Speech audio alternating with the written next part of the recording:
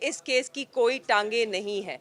ये एक इंतकाम पे मबनी केस था, ये पॉलिटिकल विक्टिमाइजेशन का केस था और आपके सामने आज मेरिट पे दोनों खान साहब को और मेरे वालिद शाह महमूद कुरैशी साहब को बेल मिली है। आज हम इस मुल्क में रूल ऑफ लॉ, आइन की बालादस्ती, आइन की हुक्मरानी, कानून की हुक्मरानी, इन सब चीज़ों के लिए खड़े हैं। इसलिए हम ये सब बर्दाश्त करते रहे हैं और करते रहेंगे जब तक इस मुल्क में रूल ऑफ लॉ कायम नहीं होता, जब तक इस मुल्क में आइन की बालादस्ती नहीं होती। हम यूं ही इस अवाम के हक़ के लिए भी लड़ते रहेंगे जैसे कि हम लड़ते रहे हैं। आज मुझे बहुत खुशी है कि मेरे वालिद को रिहा किया जाएगा, क्योंकि उनकी और किसी केस में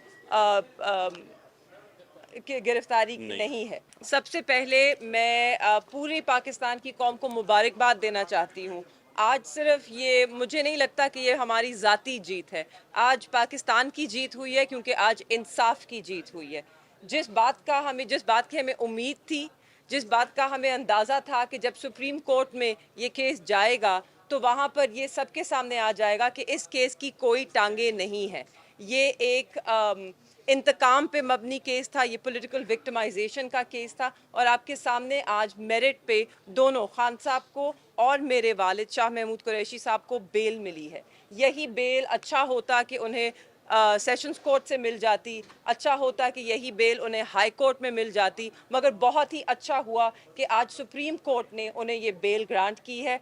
और मैं एक और चीज़ कहती चलूँ, सिर्फ बेल नहीं ग्रांट की, अगर आप कोर्ट रूम में बैठे होते तो आप भी ये देख सकते, बहुत दिलचस्प नज़ारा था कि प्रोसिक्यूशन जो केस बनाने की कोशिश कर रही थी, जब जज साहब उनसे सवाल पूछ रहे थे तो पीछे सब कह लगा रहे थे, क्योंकि जज साहब के तीनों जो जज साहिबान हैं, मोहतरम जज साहिबान हैं, उनकी शक्ल पे भी एक अंग्रेज़ी में जिसे कहते हैं बिविल्डरमेंट, वो परेशान थे। उनको समझ ही नहीं आ रही थी कि एक लॉ का, कानून का तालिब इल्म, एक बिल्कुल बहुत ही आला दर्जे के वकील इस तरह का मज़ाहिका खेज केस कैसे बना सकते हैं।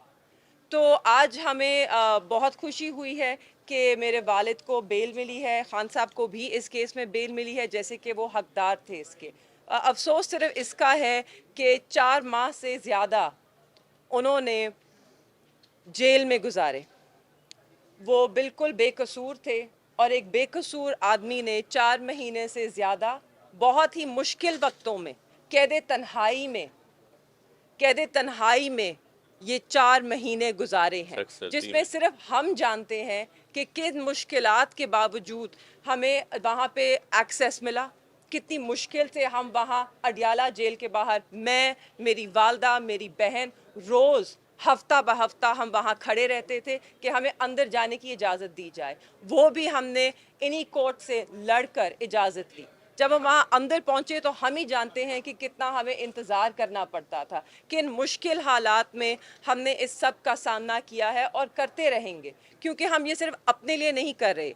आज हम इस मुल्क में रूल ऑफ लॉ, आइन की बालादस्ती, आइन की हुक्मरानी, कानून की हुक्मरानी, इन सब चीज़ों के लिए खड़े हैं। इसलिए हम ये सब बर्दाश्त करते रहे हैं और करते रहेंगे जब तक इस मुल्क में रूल ऑफ लॉ कायम नहीं होता, जब तक इस मुल्क में आइन की बालादस्ती नहीं होती। हम यूं ही इस अवाम के हक़ के लिए भी लड़ते रहेंगे जैसे कि हम लड़ते रहे हैं।